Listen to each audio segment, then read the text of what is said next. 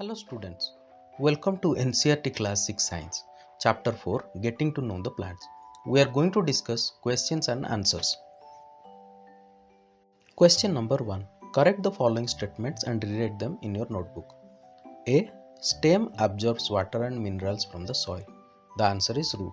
So root absorbs water and minerals from the soil. B.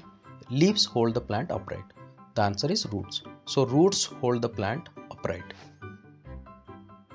Roots conduct water to the leaves. The answer is stems. So stems conduct water to the leaves. The number of sepals and petals in a flower is always equal. So the answer is usually. So this is not always, this is usually equal. If the sepals of a flower are joined together, its petals are also joined together. So this is not always correct.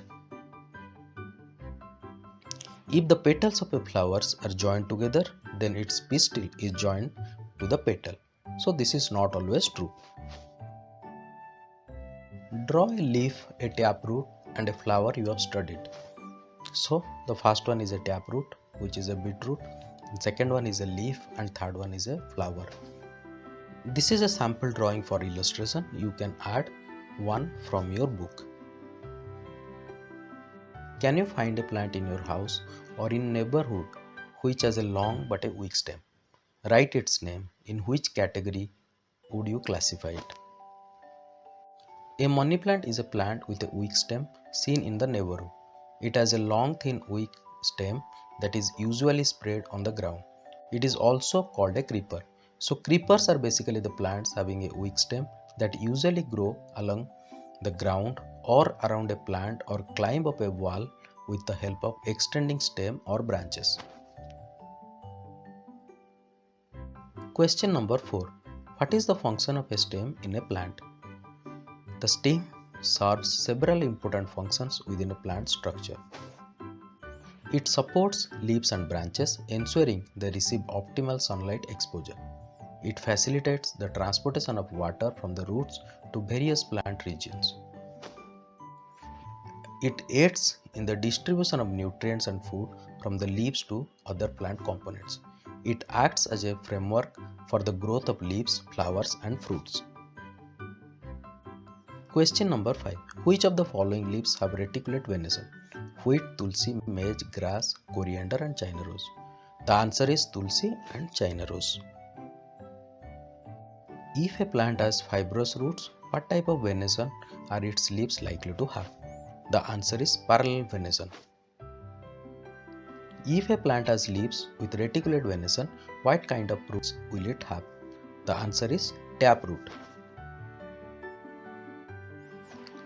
Is it possible for you to find out whether a plant has a taproot or fibrous roots by looking at the impression of its leaf on a sheet of paper?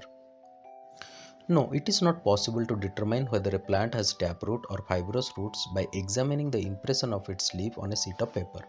The type of root system of a plant is determined by its genetic makeup and is not directly related to the characteristics of its leaves. To identify the type of root system, one needs to examine the actual roots of the plant, either by uprooting it or studying its growth patterns and underground structures. Question number 9. What are the parts of a flower? A flower typically consists of the following parts. Number 1. Sepals. These are the outermost structures that enclose and protect the flower during its bud stage. Number 2. Petals. Petals are the colorful and often fragrant parts of a flower. They are usually found inside the sepals and are responsible for attracting pollinators.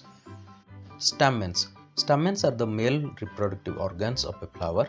Each stamen consists of two main parts, the filament, which is a slender stalk, and the anther, which is located at the top of the filament.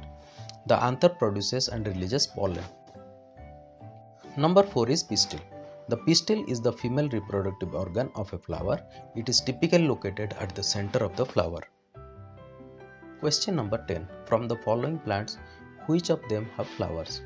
Grass, maize, wheat, chili, tomato, tulsi, peepal, sesame, banyan, mango, jamun, guava, pomegranate, papaya, banana, lemon, sugarcane, potato, and groundnut.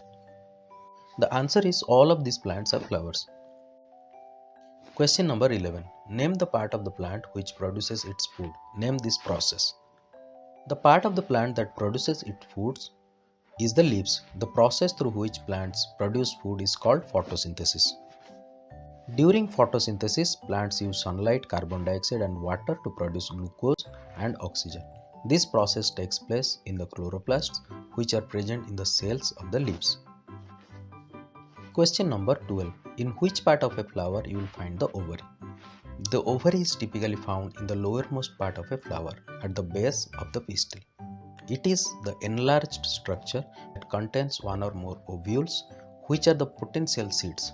After fertilization, the ovary develops into a fruit that protects and helps in the dispersal of the seeds. Name the two plants in which one has joint sepals and other has separate sepals. Examples: flowers with joint sepals, datura and loki. Then flowers with separate sepals, this is gurhal and mustard.